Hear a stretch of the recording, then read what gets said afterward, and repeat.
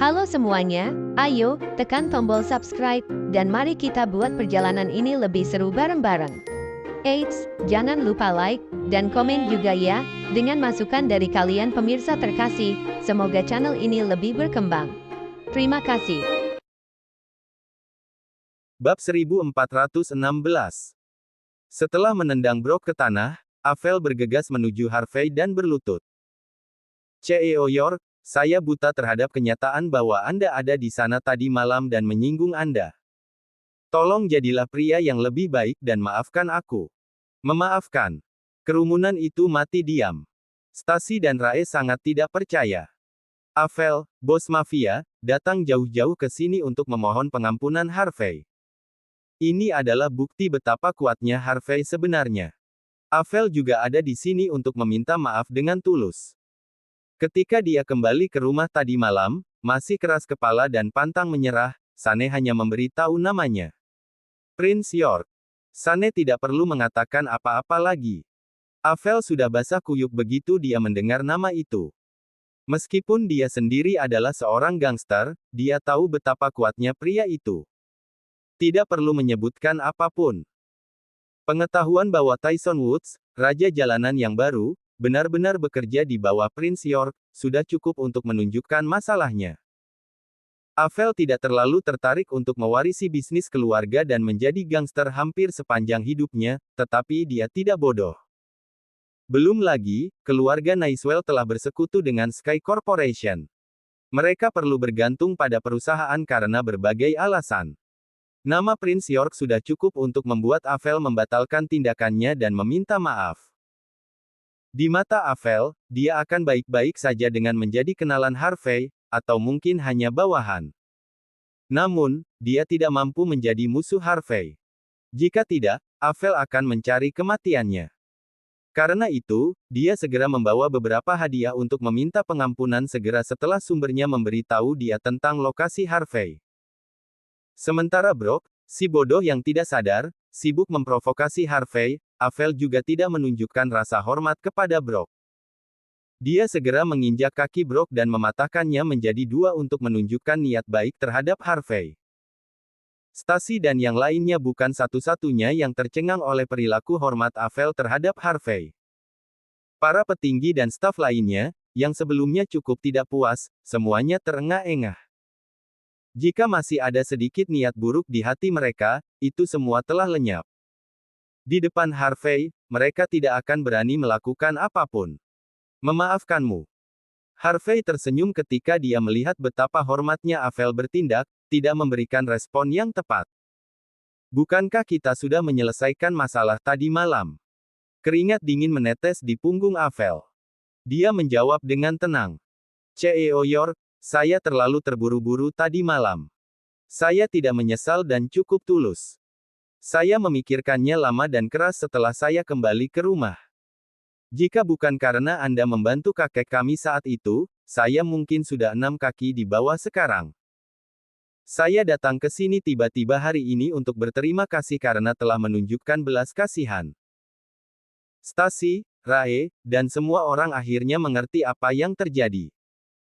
Mampu meninggalkan bar tanpa cedera sama sekali tidak ada hubungannya dengan Brok. Itu semua karena Harvey. Dia bahkan melindungi mereka semua. Mengingat ejekan yang mereka paksakan pada Harvey, serta provokasi Brok, mereka merasa sangat mengerikan. Brok memeluk kakinya, ekspresi tidak percaya di wajahnya. Bagaimana ini bisa terjadi? Bagaimana ini mungkin?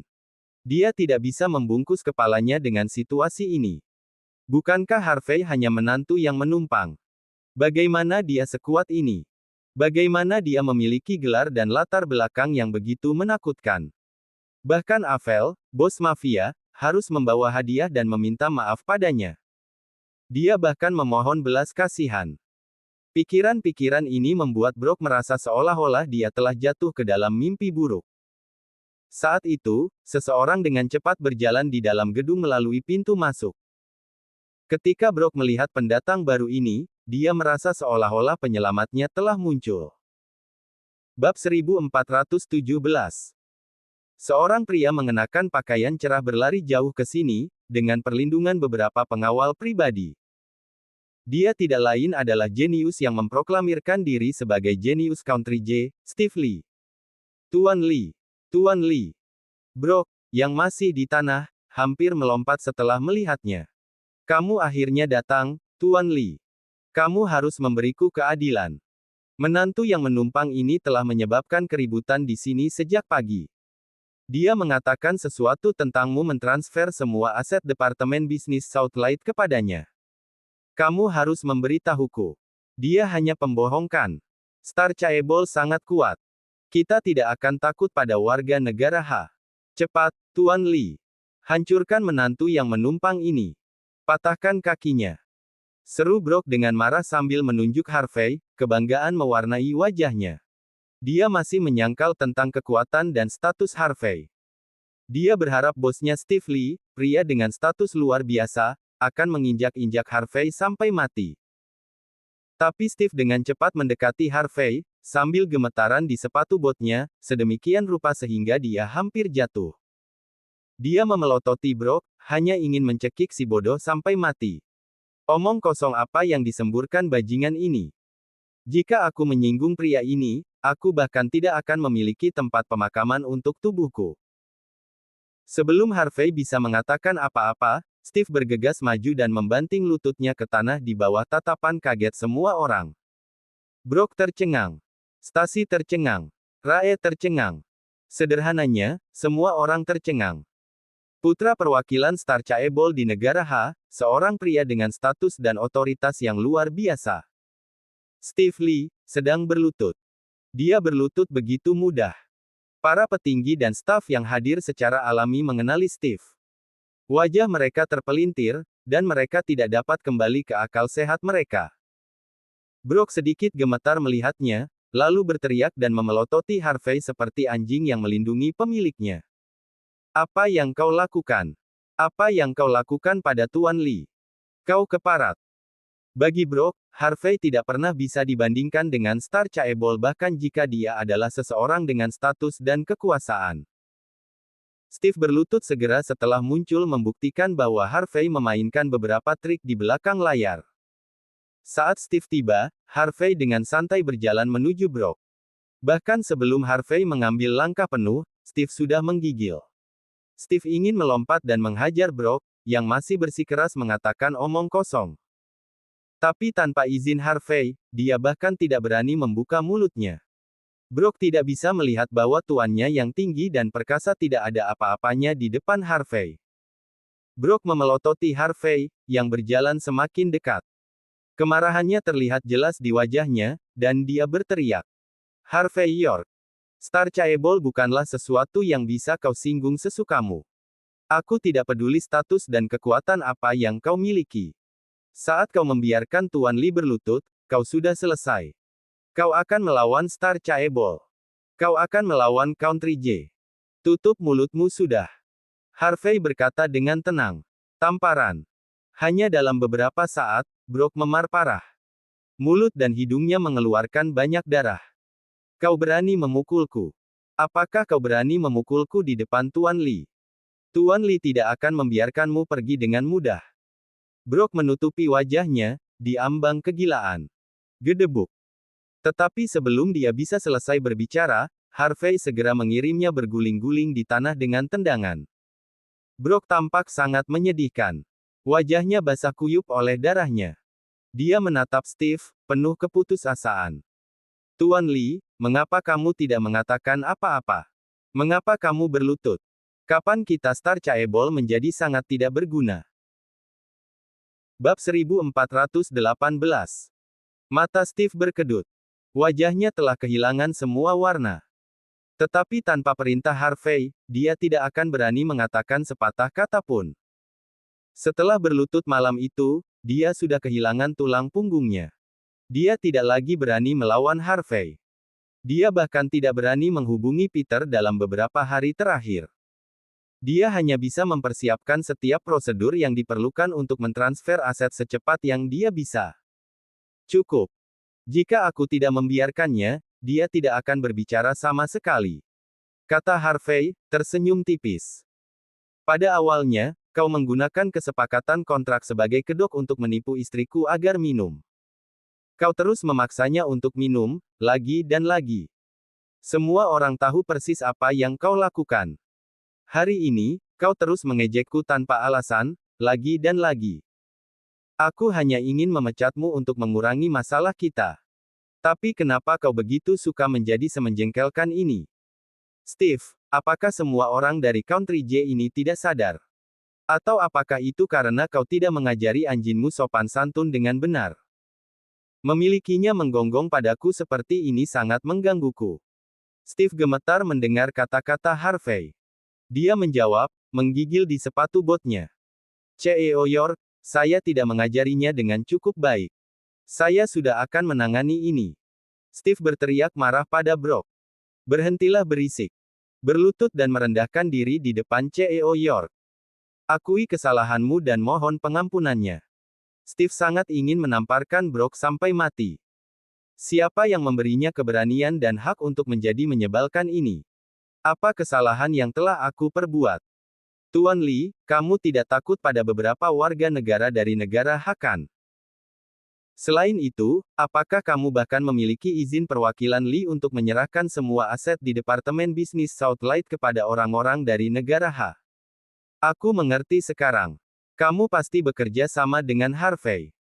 Bahkan jika aku harus merangkak, aku akan pergi ke perwakilan Lee dan menceritakan semua ini kepadanya. Harvey kehilangan minat pada omong kosong Brock. Dia mengeluarkan kertas tisu dan menyekat tangannya saat dia berkata dengan tenang. Selesaikan prosedurnya dan tanda tangani dokumennya. Aku sedang terburu-buru. Steve gemetar dan kemudian melambaikan tangannya. Pengawalnya kemudian bergegas ke depan dan memutar leher Brock.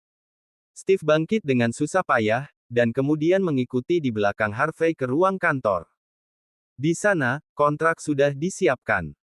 Steve bahkan tidak punya nyali untuk membaca kontrak secara menyeluruh.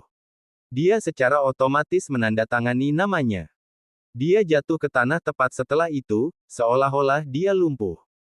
Dia tahu bahwa untuk saat ini, hidupnya diselamatkan. Harvey tidak tertarik dengan apa yang akan terjadi selanjutnya. Yang dia inginkan hanyalah menandatangani beberapa kontrak. Secara alami, orang lain akan bertanggung jawab untuk mengoperasikan aset tersebut. Adapun bagaimana Steve akan melaporkan situasinya kepada atasannya setelah mendapatkan hidupnya kembali, itu tidak ada hubungannya dengan Harvey. Di samping, Avel menyaksikan semuanya dengan tatapan bingung. Dia mengenali siapa Steve, kurang lebih. Dia juga tahu tentang Steve yang diinjak-injak begitu dia tiba. Sebelumnya, Avel tidak tahu siapa yang bertanggung jawab untuk itu. Bagaimana dia bisa?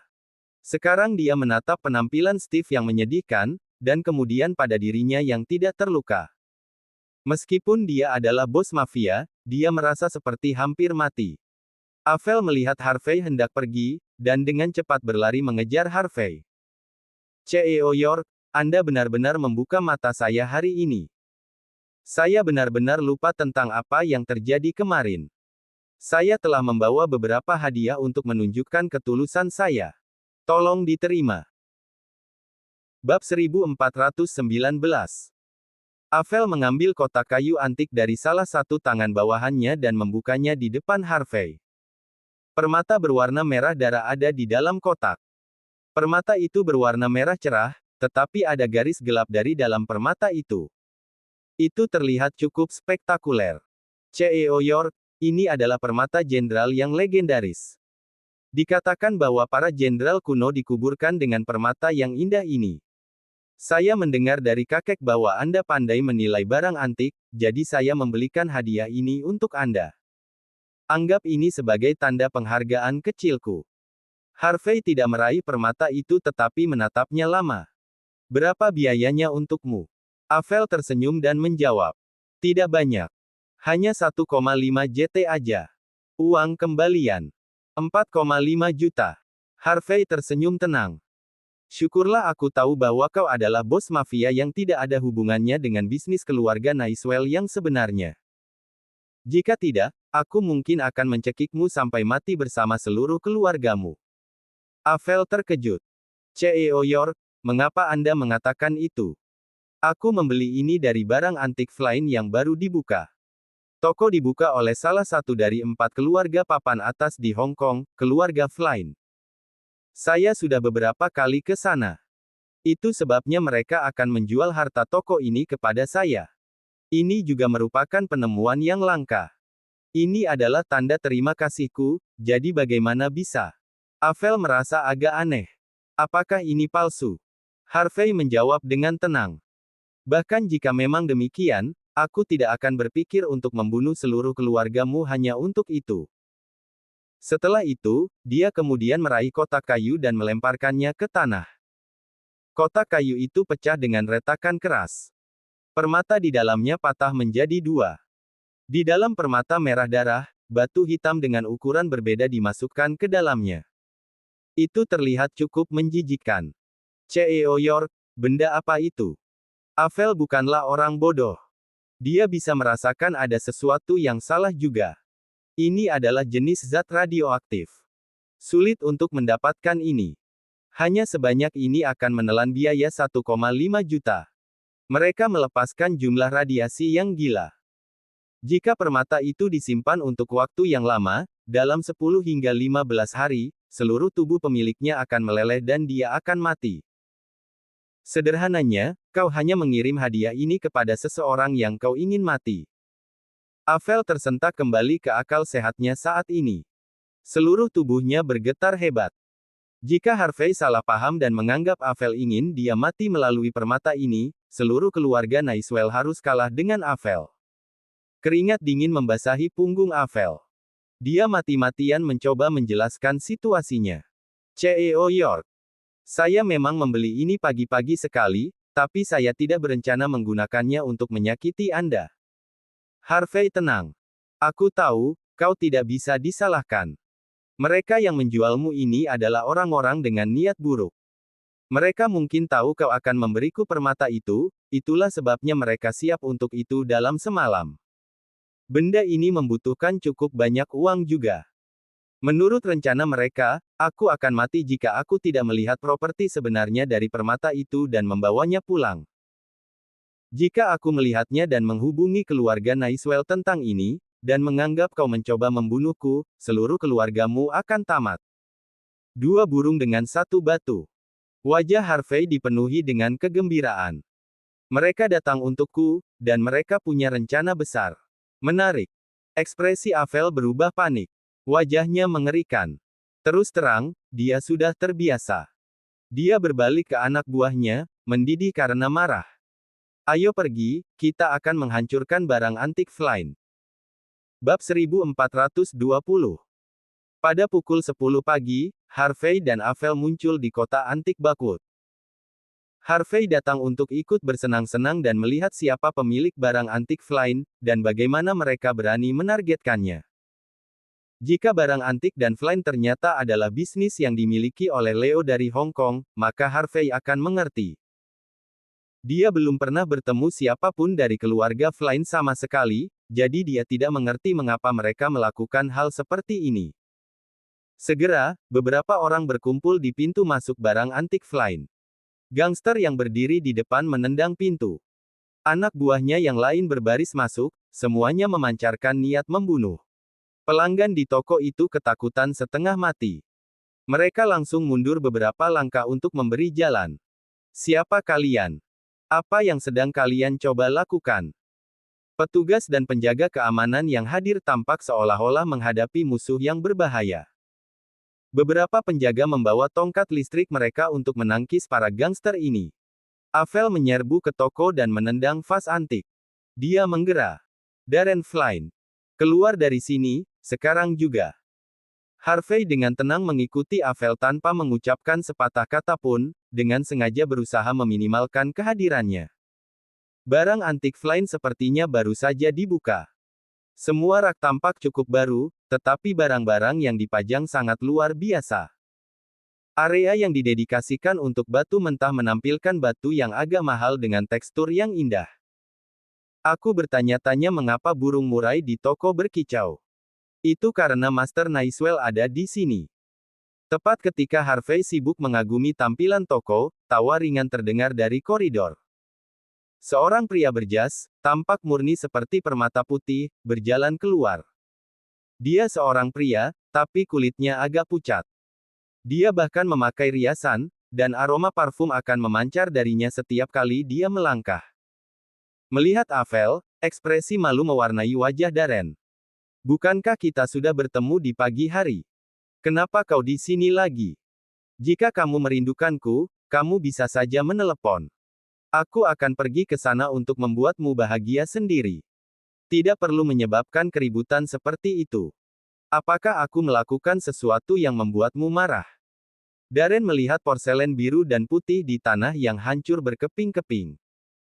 Penghinaan melintas di wajahnya, hanya untuk digantikan dengan rasa takut.